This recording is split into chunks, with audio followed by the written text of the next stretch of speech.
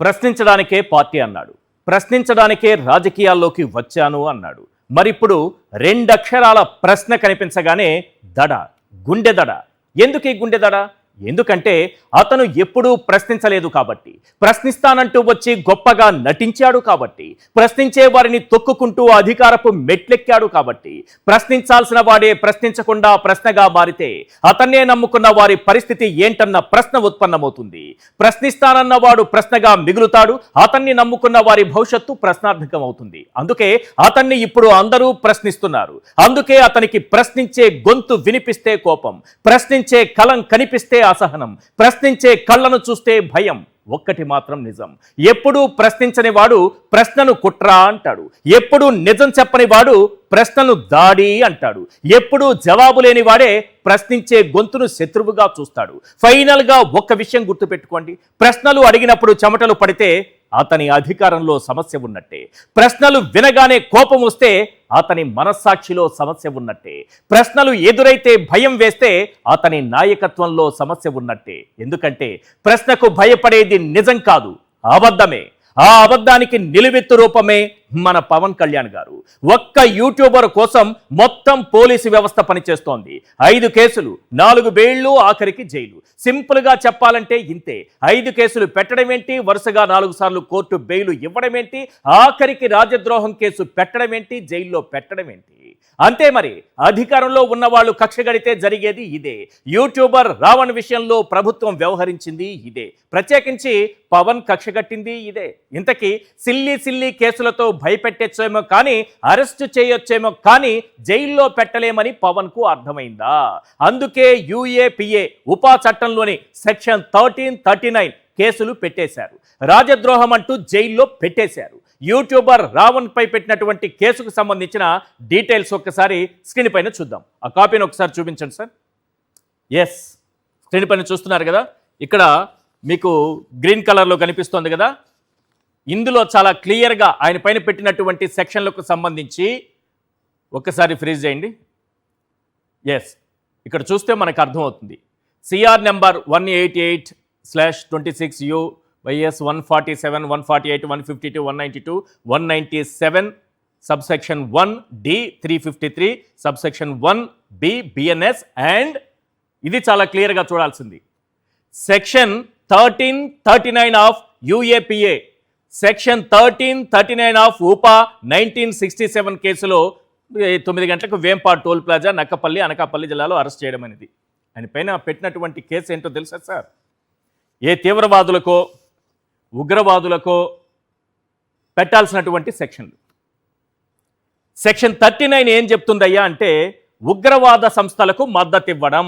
రావణ్ ఉగ్రవాద సంస్థలకు మద్దతు ఇచ్చాడని మనం భావించాలి. ఇప్పుడు ఆ సెక్షన్ కింద కేసు పెట్టారంటే, ఇలా పెడితే కానీ జైల్లో పెట్టలేం.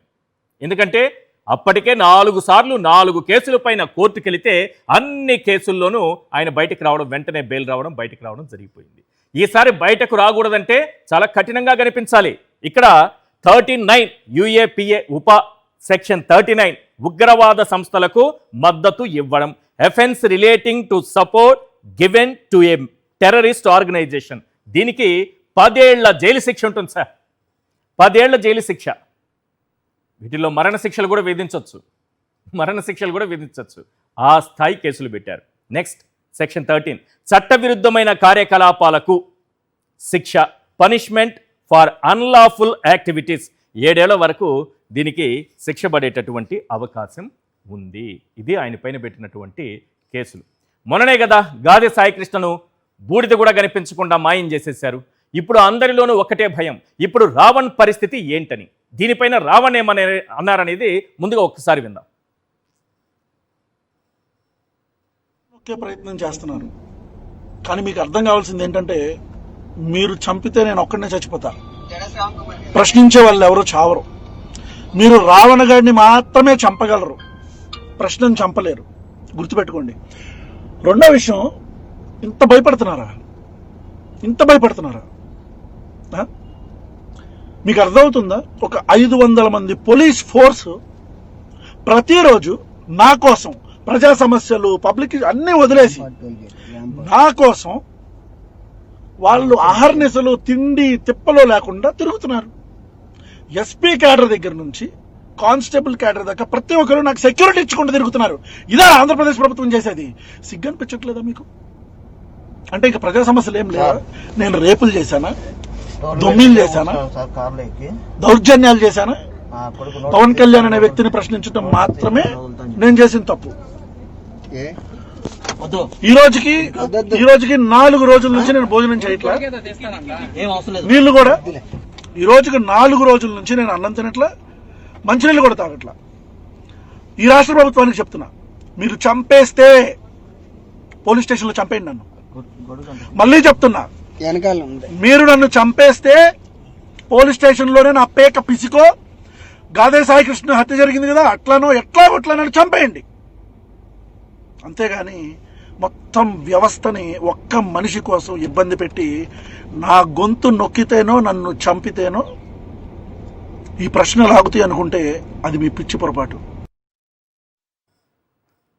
ప్రభుత్వమే ఆర్గనైజ్డ్గా కేసులు పెట్టించడం, ప్రభుత్వమే ఆర్గనైజ్డ్గా పోలీస్ స్టేషన్లపై దాడులు చేయించడం మీరు ఎప్పుడైనా చూసారా? దాడులు దేనికోసం?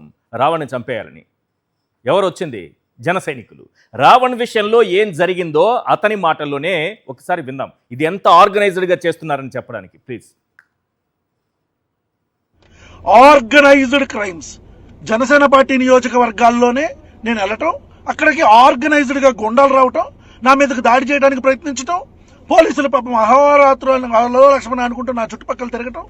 ఈ ఆర్గనైజ్డ్ క్రైమ్ అంతా ఎవరు చేస్తున్నారు తెలీదా? అంటే చంపుదాం అనుకుంటున్నారు. దానికి ఇంత మరమ్మతులు ఇవన్నీ ఎందుకంటున్నా? డైరెక్ట్ గా తీసుకెళ్లి చంపేయచ్చు కదా పోలీస్ స్టేషన్లో. రైట్. ఈ పరిణామాల నేపథ్యంలో కొన్ని ప్రశ్నలు వినిపిస్తున్నాయి, అవేంటో ఒక్కసారి మనం స్క్రీన్ పైన చూద్దాం. Yes, question number 1. Pawan Kalyan మాట్లాడిన భాష తప్పు కాకపోతే రావణ్ మాట్లాడితే తప్పు ఎలా అవుతుంది? Question number 2.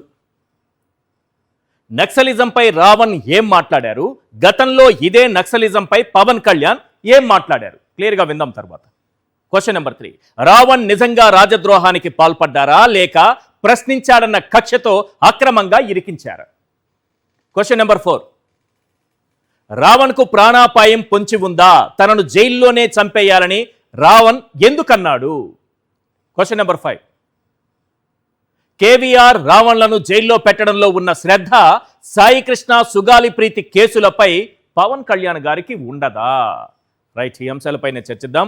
చర్చలో పాల్గొంటున్నారు రజనీ గారు, అడ్వకేట్ అండ్ అనలిస్ట్, నూరి ఫాతిమా గారు, వైఎస్ఆర్సీపీ, అలాగే సుగాలి పార్వతి గారు, సుగాలి ప్రీతి తల్లి, వారు కూడా ఈ చర్చలో జాయిన్ అవుతున్నారు.